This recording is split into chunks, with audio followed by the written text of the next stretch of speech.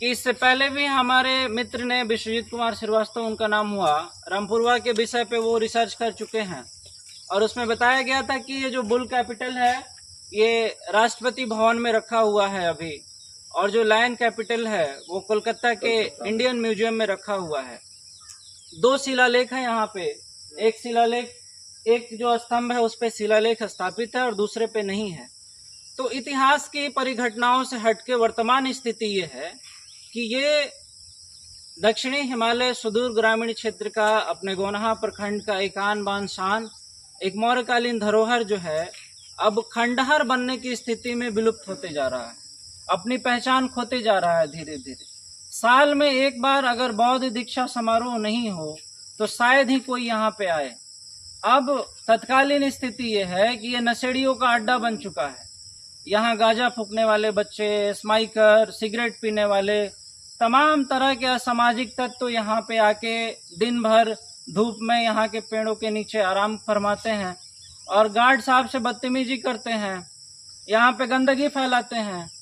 तो 2-3 बड़ा मुद्दा है। आप तमाम जितने क्रिएटर्स हैं उनके माध्यम से एक विनती है कि आप लोग लोकतंत्र के चौथे स्तंभ कहे जाते हैं, लोकतंत्र का आप लोग 4th पिलर हैं, तो आपके माध्यम से जो आवाज़ जाएगी वो प्रशासन सुनेगा और समाज के लोग जागरूक होंगे। तो हम ये चाहते हैं कि यहाँ पे गार्ड साहब के लिए गार्ड रूम बनाया जाए ताकि सही तरीके से चीज़ों की निगरानी हो सके, और जो भी पर्यटक आ रहे हैं, जो विदेशी श्रद्धालु हैं, जो भी बुद्ध की शिक्षाओं से, उनके विचारों से जुड़े हुए लोग हैं, जब वो यहाँ आते हैं तो उनके लिए शौचालय की व्यवस्था नहीं है।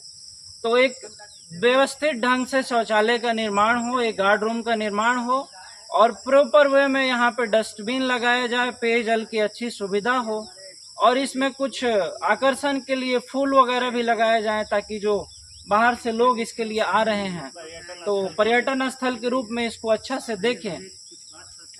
और आप लोग के माध्यम से आवाज़ और दूर तक जाएगी। इन्हीं शब्दों के साथ मैं चाहूँगा कि यहाँ जो है जंगल से शेर बाहर जाता है, यहाँ रहने के लिए अच्छा व्यवस्था होना चाहिए।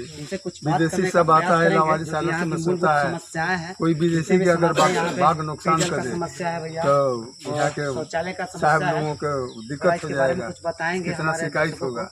इसलिए यहाँ रूम के बहुत जरूरियात है।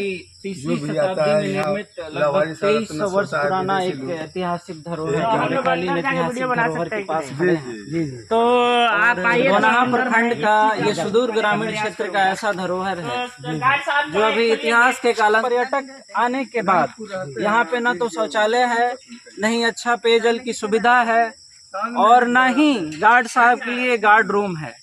और अभी उनके माध्यम से पता चला कि लगभग 6 महीनों से उनकी सैलरी भी रुकी हुई है।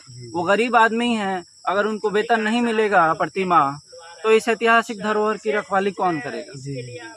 और दूसरी एक बड़ी सामाजिक समस्या है कि यहाँ कुछ असामाजिक तत्वों के बच्चे इसी क्षेत्र के आके यहाँ पे नशा कर रहे हैं, गांजा पी रहे हैं, सिगरेट पी रहे हैं और गार्ड साहब को पूछने पर, मना करने पर उनके साथ मारपीट करने को भी उतारू हैं और ये कह रहे हैं कि क्या कर लीजिएगा, गेट खोलिए। तो प्रशासन को इस पे जो है ध्यान देना चाहिए। और सेकंड प्रायोरिटी ये है कि पर्यटन स्थल के रूप में बढ़ावा देने के लिए इस क्षेत्र में इस महान ऐतिहासिक धरोहर को और ज़्यादा सजाने और संवारने की ज़रूरत है। बस।